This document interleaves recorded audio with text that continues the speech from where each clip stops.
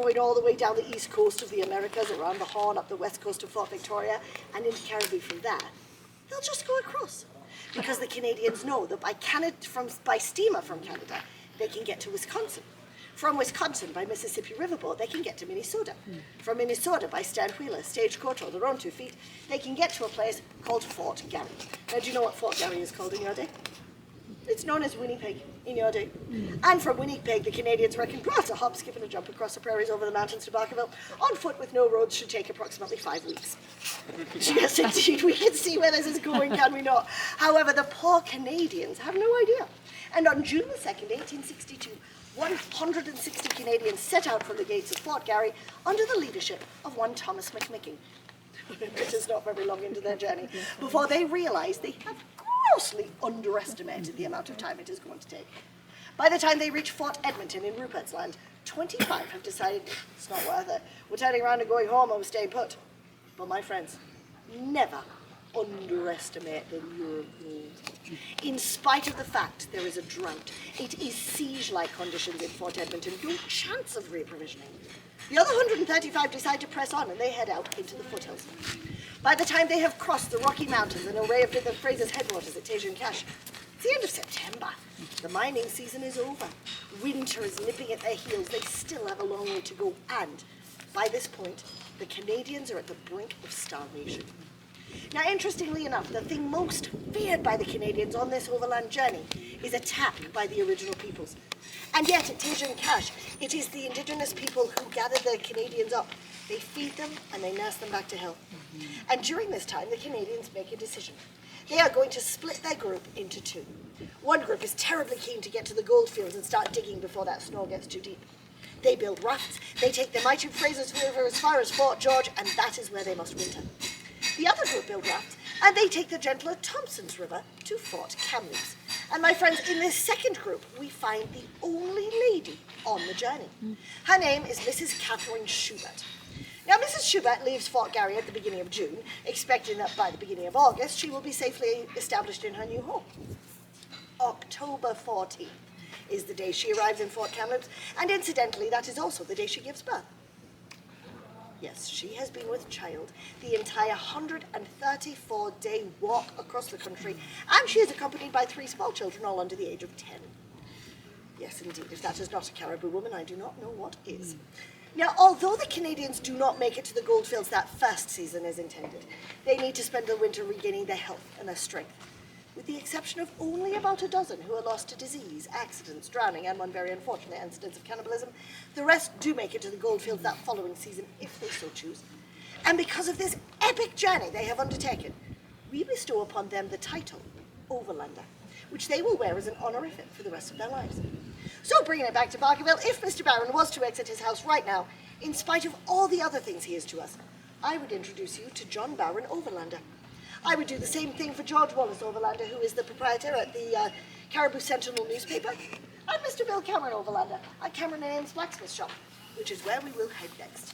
Although it is not Mr. Cameron, I believe I see he's in Van giving Mr. O'Connell quite a compliment, because we have rather a lot of blacksmith shops here. Mr. O'Connell, how many would you say we've got on the floor? There's at least a couple of dozen, I believe. Yeah, what, 5, 6 blacksmiths at each one? There'll be 100 blacksmiths here. Yes, yes, indeed. And, oh, look at these folks, Mr. O'Connell. Yeah. They are so full of hope and expectation and Caribou spirit. Yes, but I'm not seeing one piece of mining equipment. No, there is not a stick amongst them. They are grossly underprepared. So, my friends, you will need to get yourselves kitted out for mining, and I do recommend coming here to Cameron and Ames. You need to give them your opening hours, Mr. O'Connell. Oh, well, the shops run 24 hours a day, folks, every day of the year. Even Christmas. Oh, especially Christmas. Especially Christmas, yes indeed.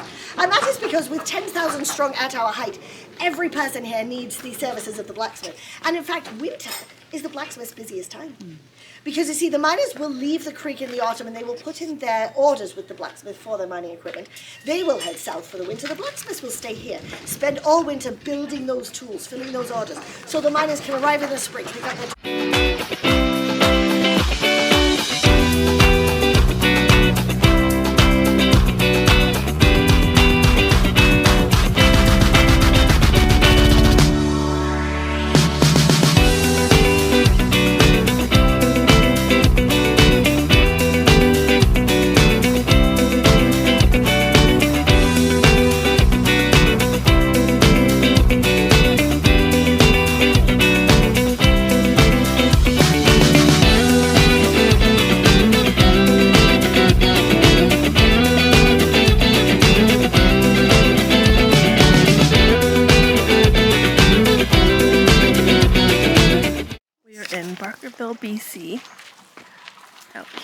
just past Quesnel, an hour away.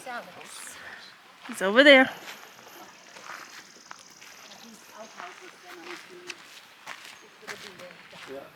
It's highly recommended to come here. It is cute. It shows all the gold mines. Yes. What is that? It's a grouse. It is funny. Shows the gold mines, the workers, the Chinese people that came in town. It's really cute. Yeah, so it's a little museum. It's cute to go to. They have little skits going on. They have people that work and they dress up as the 1880 something, 1808 something days. They all act the role of when they used to live here. On the way up, we saw 4 bears and a few deers. So if you want to see nature, driving up here is great. There are bear warnings in this town, or this little museum. Also moose warnings, and I think it was like a groundhog or something, but it's really cute. Hope you enjoy it. Our video. The little museum of the Chinese people living here in BC.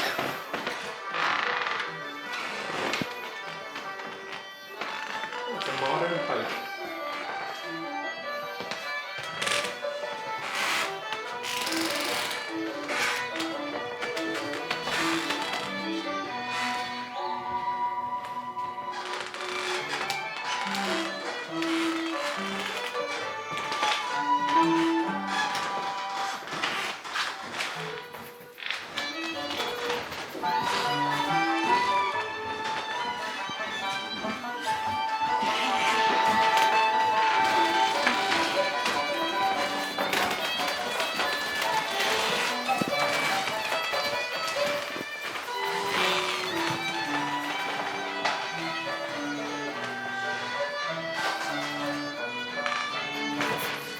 There's actually a man walking around with this outfit out there in the village. And they still wear them to this. Yes.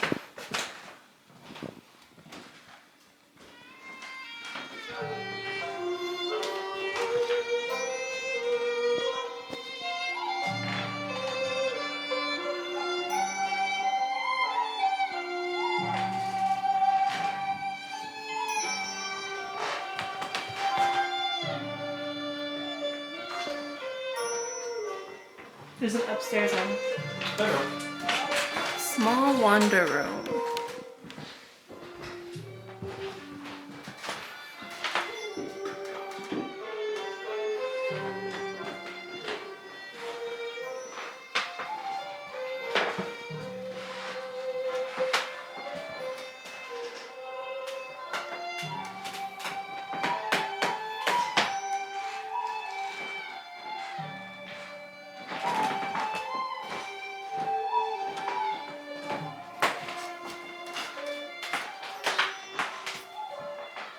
All the Chinese medicine.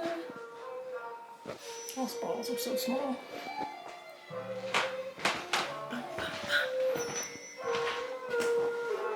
And upstairs we go.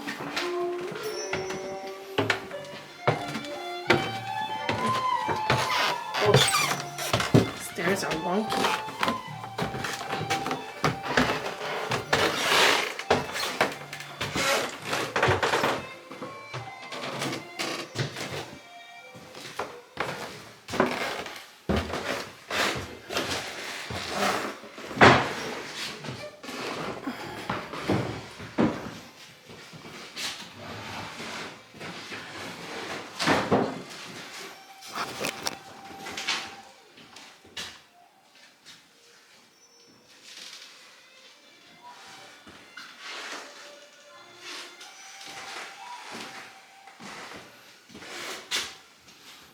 Don't do that. They're old. You're not supposed to touch them.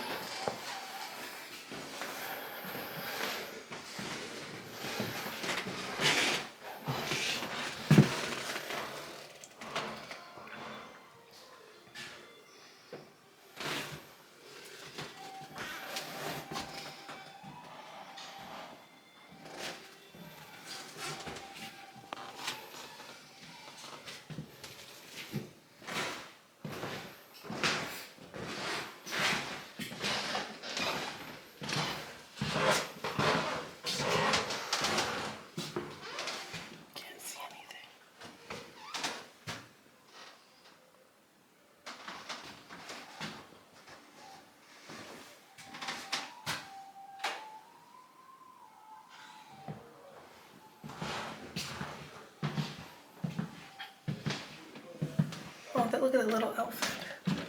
So small. The little kid's room. The bed looks very uncomfortable.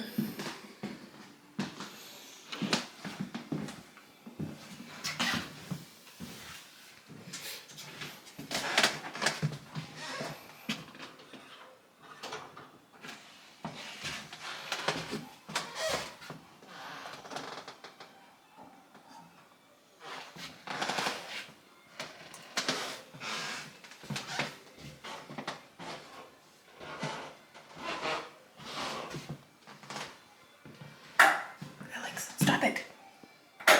He's the type of person that would just break something because he's too busy fiddling around with it. And it's old in here and you're not allowed to touch anything. But he's the one that would do it.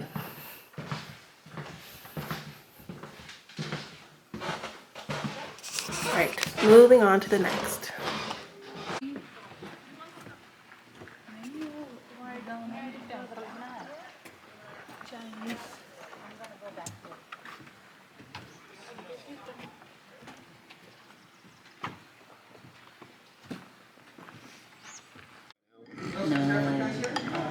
If they're going fast, they're probably going by now. Cute little Asian restaurant in Barkerville. Is it hot?